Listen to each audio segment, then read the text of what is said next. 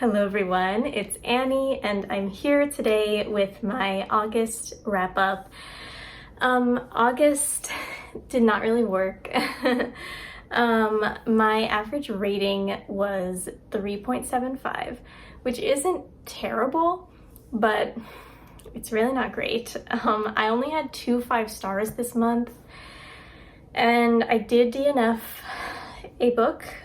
Sadly, my DNF was Violets by Shin Kyung-suk, which was the Found in Translation book club pick.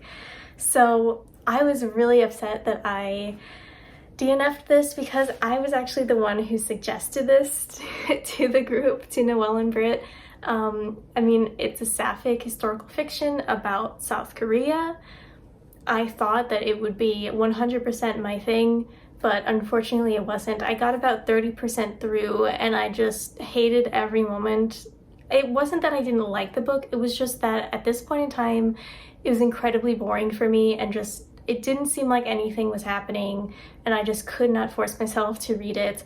A problem is that it was only available on ebook, and I really hate reading ebooks. If it was an audiobook, I probably would have stuck it out because it's so short, but unfortunately that wasn't available. So if they ever make an audiobook, I might pick it up, but for now it's a DNF. And now my only 2-star read for August was A House at the Bottom of a Lake by Josh Malerman. So I read this for my reading my lowest rated books on my TBR vlog, which I will have linked up here. So I won't go too much into it, but it just wasn't what I wanted. It was pitched as a horror, and it did have some suspense, some interesting stuff going on, but it just wasn't great. The ending was very unfulfilling, and I also did not like that it felt more like a contemporary fantasy rather than a true horror. So unfortunately, only 2 stars for me. Okay, so now we have 4 3-stars. First is Pew by Catherine Lacey. I read this because I was starting to get on my horror kick and this had been on my radar for a while. It sounded so interesting. So basically it's kind of like a Southern Gothic vibes novel. It's quite short, it's more like a novella, about this mysterious person who shows up in this small Southern Baptist town one day, and they are unidentifiable, they don't speak, you can't tell if they're a man or a woman or something, and you can't tell their race, and you can't tell where they're from or anything, or their name, because they don't speak to you. So the people in this town find this person sleeping on a pew in their church, and one of the families takes them in and names them Pew. This is an interesting book, but I didn't really feel like it went anywhere. There is like a mystery in this town that you kind of are interested in while you're reading it, and you kind of are interested in Pew and their origins, but I just feel like it kind of left me hanging in a way that I didn't love. I just wish that there was a little bit more fleshing out of everything because it was so short. I feel like it could have benefited from that. I did like the vibes, Southern Gothic, kind of creepy. I did enjoy that, but I don't know, I needed a little bit more. Okay, and then we have a Korean translated book called The Hole by Hye Young-pyun, and I was so excited to read this. It has been on my TBR for a long time, but it has horrendous ratings. So like, I didn't want to judge it because of that, because a lot of translated literature on Goodreads has really bad ratings, but this one is really, really bad. It's kind of described sometimes as the Korean Misery by Stephen King. Because one day the main character gets into a car accident, his wife dies, and he ends up living, but he is paralyzed from the waist down, I believe, or almost completely paralyzed. And his mother-in-law takes him in and is taking care of him, but she's actually, like, they don't have a good relationship. And it's kind of like an abusive situation, and she's also digging this huge hole outside in the garden that this man's wife had tended to while she was alive. I just feel like the title is kind of misleading because you don't hear any mentions of this hole until like the very end of the book. And this book has nothing to do with that, really. I think I really liked it. It was gonna be a 5-star until, I don't want to give spoilers, but there's like a lot of really disturbing things in here. There is like sexual assault, really difficult scenes dealing with abuse of a disabled person and just taking advantage of this man while he's paralyzed, and it's really upsetting to read, and I think that was the point, but it was just really upsetting. Like, I get that it's horror and it's supposed to make you uncomfortable, but that's not really the horror that I was looking for at the moment. So just be aware of that. Look up the content warnings before you read this book, because I should have. Okay, now we have 2 middle grades. First is another horror. It is Small Spaces by Catherine Arden. You all know Catherine Arden is the author of the very famous Russian fantasy trilogy that I am forgetting the name of right now, about witches. So this is her middle grade horror series. I only rated it 3 stars. It really did not impress me that much, I'm sorry to say. It didn't work for me. It was cute, and it was creepy and like sufficiently scary for a middle grade book. It's about this girl's class who goes on a field trip to a farm, and basically there's like scary stuff going on at this farm, and their bus breaks down coming back home, and they are chased by these wild man-eating scarecrows. That's kind of the gist of it. I liked the concept a lot, but the characters just didn't work for me. I was supposed to be rooting for them and I just wasn't, so this didn't work for me, unfortunately, but it was cute, and it was like horror but in a kid's way, which is what it was supposed to be, so I guess it did succeed in what it was trying to do. And then we have Wild Seed Witch by Marty Dumas, which is not a horror. It's a contemporary-ish fantasy. It has been comped to Amari and the Night Brothers, but I mean, they're 2 black girls going to a magic school, but other than that, they have no similarities. This is about, I love the magic system in this. This is about a girl who has like this magic in her, and she discovers it because it like makes flowers grow whenever she's around, and like feeling strong emotions. I really liked the magic system in this. It was very, very unique. And I loved that it was taking place in New Orleans, and it had a lot of history about the people of New Orleans and the slaves that were brought there. And I loved the history, like the historical tidbits that were thrown in there. I really wish it had more of that, because I loved it. And I love when they were speaking Creole as well. There are a couple characters who do that, and I loved that addition. I thought that was really well done. But there were some things that just did not work. There were way too many different plot points. This main character's thing is that she is a makeup beauty YouTuber, and she also, like, she's trying to build that, she's trying to get subscribers, and then she also is dealing with the divorce of her parents, and she's trying to get her parents back together after a year of being separated. So there are those 2 things. And she's grappling with finding out that she has magic and being bullied for no real reason by these other girls at the magic academy that she goes to. So there were way too many things going on. They could have picked either the YouTube or the divorcee parents thing and weaved it into the magic storyline. I think that would have been much more successful, but as it was, the story just felt too stretched thin and a little bit confusing, because like a lot of the times I would just forget about her YouTube thing, and then when she mentioned it again, I was like, girl, like, this is not important right now. Like, it's really not important. So I liked the magic system, but the execution was not great. Okay, so the only 3.5 was Clown in a Cornfield by Adam Cesare. I wanted to love this book so badly. I was like, you know what? I want a slasher. I want a real gory horror book. I want that. I want to feel like I'm watching a movie and I just want to be scared. So I picked this up. I listened to the audiobook, which was very well done. The whole deal is that this main character moves from Philadelphia to a really small town in like Midwest America, and she hates it. And basically the older generation of the town really distrusts and basically hates the teenagers of the town. And one day they go to this party and then killer clowns come and try and kill them.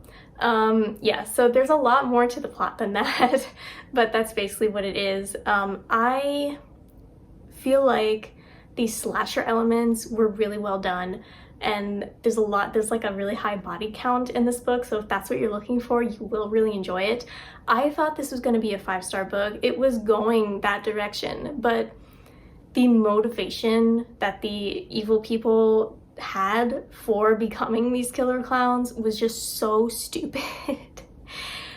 And like, if the author had just gone a little bit deeper, just a little bit the extra mile, and been like, let me see, like, what are these readers thinking their motivation is going to be, and let me turn it on its head just a little bit, just do a tiny little twist, that would have made it a 5-star book. Like, that would have been perfect. It would have been amazing, would have been one of my favorite books. But as it is, the motivations for these evil people was just so dumb and so unbelievable, absolutely so stupid. But other than that, it was really enjoyable. So if you're looking for just a really fun slasher horror book, pick this up. Okay, so now we're into the 4 stars, which is the majority, which is why the average rating was so low. I didn't read like a lot of terrible books. It's just that only 2 were 5 stars and I wanted more. But that's okay. A lot of 4 stars is good too. So first we have Ring Shout by P. Djèlí Clark. I've read The Black God's Drum by him, and I have over there his full-length novel, A Master of Jinn, which I am really interested to read, because my main complaint with this book is that it was too short for what it was trying to do. That's my same complaint for Black God's Drums. There was just so much packed in there, and I wanted it to be longer to get the characterization that P. Djèlí Clark was trying to accomplish, and to get like the passage of time to feel more realistic, and just to get more stakes, like to have the reader really feel like they're on this journey with the main character. I'm sure you've heard the plot of this novel, but basically this is an alternate history. They're in the 1920s in, I want to say Louisiana, but I might be wrong, somewhere in the South, and they are fighting the Ku Klux Klan, which is amazing, and that's really creative, and it was done so well. Like, it was genuinely scary as a social horror book, and it was done really well. I loved the supernatural elements in it too, and I really did like the main character, but there was this romance that just did not work. It, like, because that was like a big stake for the main character, and it just didn't feel real because there was not enough pages in the book to make the reader care about it.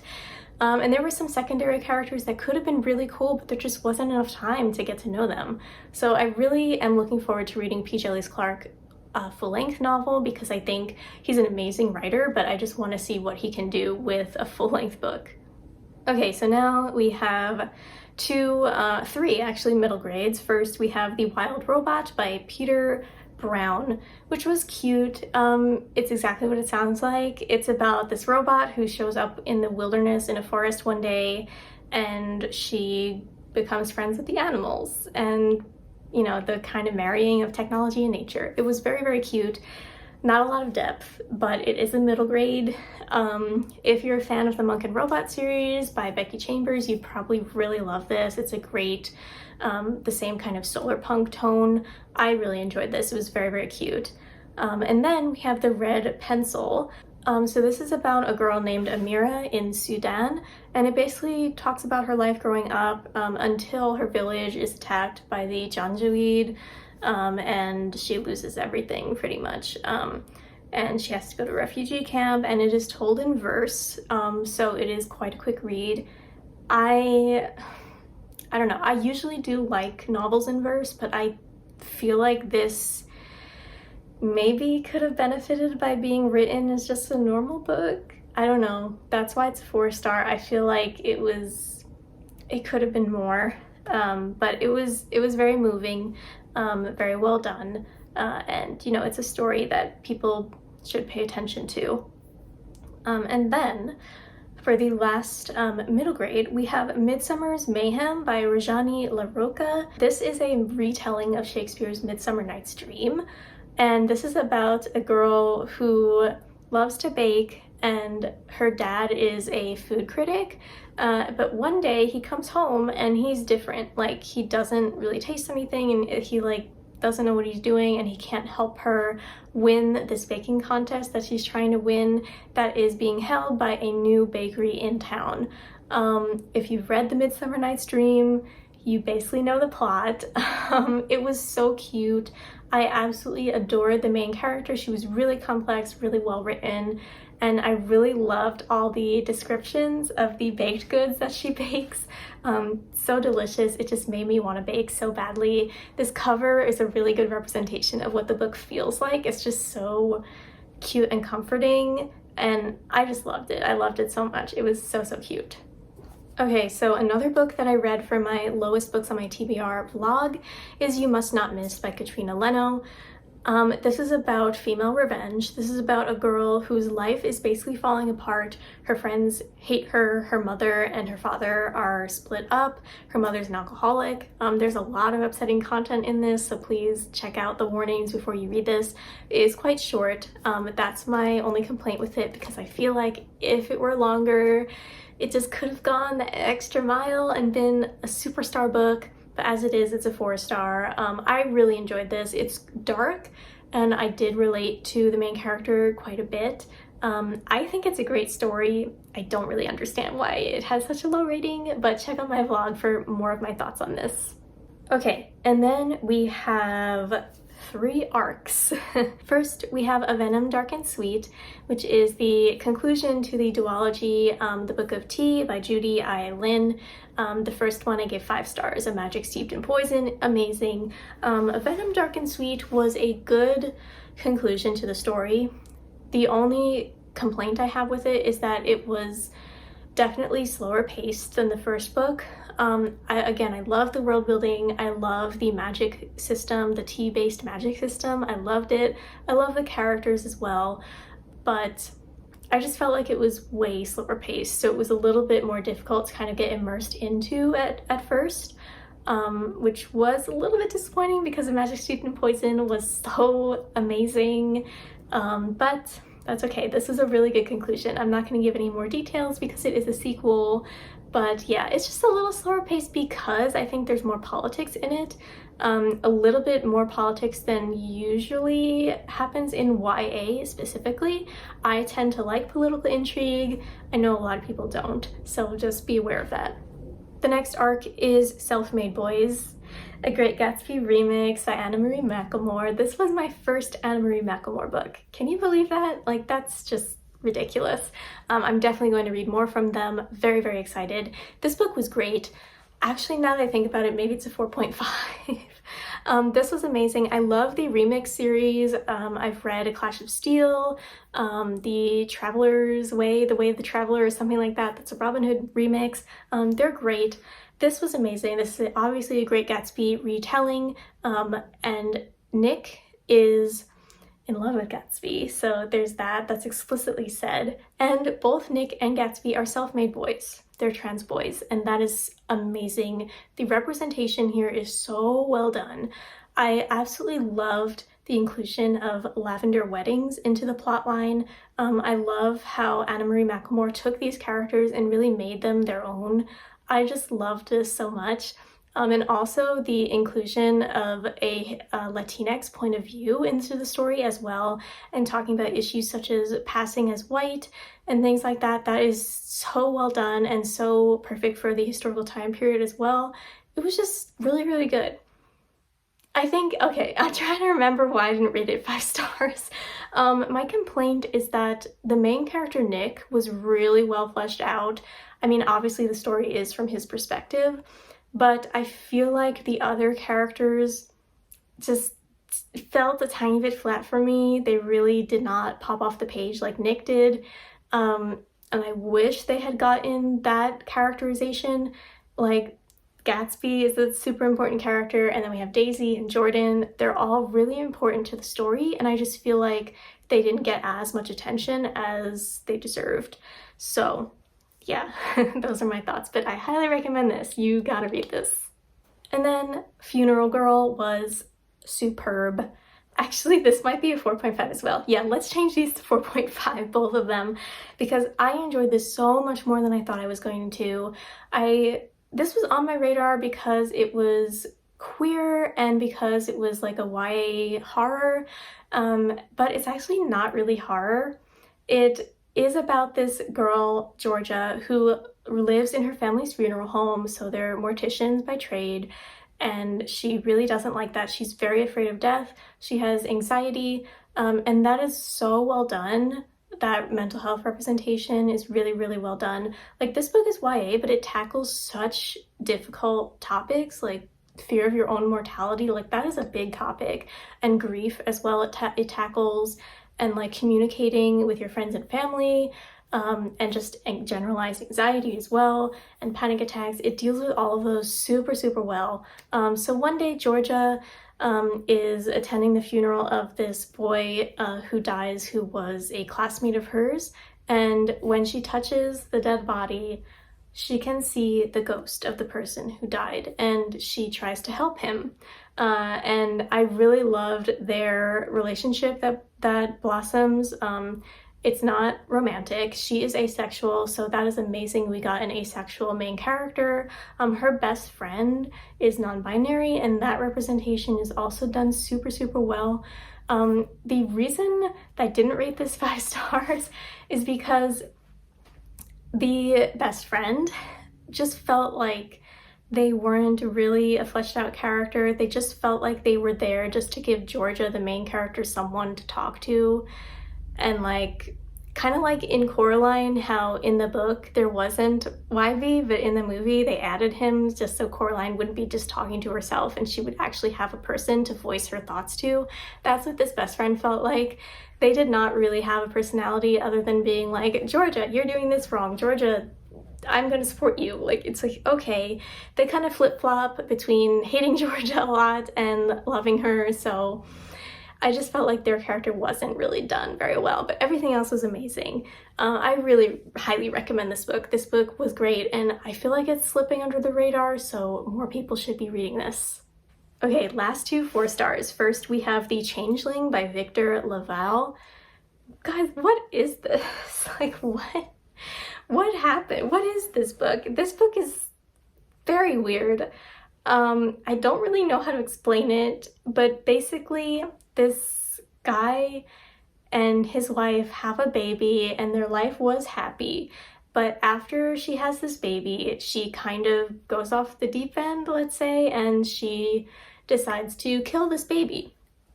So she murders the baby. She attempts to murder her husband, but it doesn't work, and he is found. And how else do I describe it without giving spoilers? I don't know. This takes place in New York City, by the way, which is kind of a cool setting. It is very complicated. It's a complicated plot. There is supernatural stuff in there, and it is quite unsettling. I feel like it got off to quite a slow start. That's why it's only a 4 star for me. It started off very slow because it describes the main character's mother and father first. And by the end of the book, you do understand why it had to describe their relationship and how they met and how they got married before we could talk about the actual main character. I understand why. But I just felt like if it were a little bit faster in the beginning, you could have really gotten into the book much quicker. That's my opinion on it. Yeah, but it was really good. If you're looking for an unsettling horror, definitely pick this up. Okay, then we have a short story collection, which is Talk to Me. The editor was Aviak Johnston. This is a short story horror collection by Indigenous authors, and it is all taking place in Alaska or the Arctic, and it was great. It was really, really good. I mean, it's a short story collection, so some stories were not as enjoyable as others. There was one that was quite long that just did not, like, I kind of just skipped it because it just wasn't, it didn't feel like it fit the rest of the stories. Unfortunately, I don't remember the title of it, but it's the longest story in there. I do remember that. But all the others, I mean, I guess it's worth reading, but just for me personally, it wasn't. But all the others were so good. Very scary stuff in here from an Indigenous perspective as well, so that was awesome. I highly recommend this. I don't know why more people have not talked about this on Booktube. It's really, really good and definitely worth the read. If you want scary Indigenous horror stories, look no further. Okay, so now we're on to the 2 5-star books. I'm so excited because these were amazing. They're both contenders for one of my favorite books of the year. I cannot believe it. So this is Catherine House by Elizabeth Thomas. This was such an amazing book. This I read for my lowest rated TBR blog. I cannot believe this is on Goodreads. This is rated 3.11. What? That's crazy. This is such a good book. It's dark academia, which everyone loves. It's like it's not an unreliable narrator, but she's like very apathetic. She doesn't care. So she goes into this college that's called Catherine House, and something is weird about it. Let's just say that. The students are studying this weird subject, kind of like Vita Nostra. So if you like Vita Nostra, you're gonna like this. It is sapphic as well, which I actually did not know going in, and I was like, ooh, I was so pleasantly surprised by that. But that's not why I rated it 5 stars. It was so good. I don't understand why it has such a low rating. Please do not be put off by the low rating on Goodreads. Those people don't know what they're talking about. It is so, so good, and I will passionately recommend this to anyone and everyone who wants a dark academia book that has kind of culty vibes. Loved it, loved it. Please read this and watch my vlog for more of my thoughts. Okay, so lastly, we have Night of the Living Res by Morgan Talty, which is also a short story collection. However, it is not really a traditional one. These stories all follow the same characters, the same cast of characters, this same one family, and the son of this family is the main character of it. And the stories, instead of being totally separate from each other, are all of his life, but they just jump around in the timeline. So you start off with him being a young kid, and then the next story might be him like when he's 20 or 30 years old doing something with his best friend, and you kind of jump around, switch around in the timeline. But it was genius. This book is genius. This is one of the best books I've read this year. This is so genius. The title might be a little misleading. I thought it was going to be horror stories because of the title. It's not. It's contemporary. There might be some kind of supernatural in there if you squint, but it's contemporary. It's a contemporary story. It just blew my mind. It blew my mind. More people need to talk about this. If you're looking for books by Indigenous authors to read, especially this November during Native American Heritage Month, please read this book. You will not be disappointed. You will not regret it. It's quite short. It is so well done. I don't really want to give any more details than that because I want you to go in just not knowing anything. It's just about this boy and his family on a reservation in Maine, and that's really all you need to know. It's just so impeccable, so good. All of the characters felt so incredibly real, and just all of the drama and the goings on within this family, so good, so good. One of my favorite books. I am so glad I picked this up because I was like, you know what, it's the end of the month. Should I even start this book? Should I even do this? And I did it, and it ended up being one of my favorites of the year so far. So please go read this. So good. Okay, so that is it for my August wrap up. Thank you so much for watching. And yes, this is a snake. I just got this dress and I loved it. I'll link where I got it down below, but this isn't sponsored. It's just, I think it's cool. So yeah, thank you so much for watching. If you like this video, please like and subscribe to my channel for more bookish videos. And in the comments down below, tell me your favorite book you read in August. I'm really excited to know. So thank you so much. See you next time. Bye.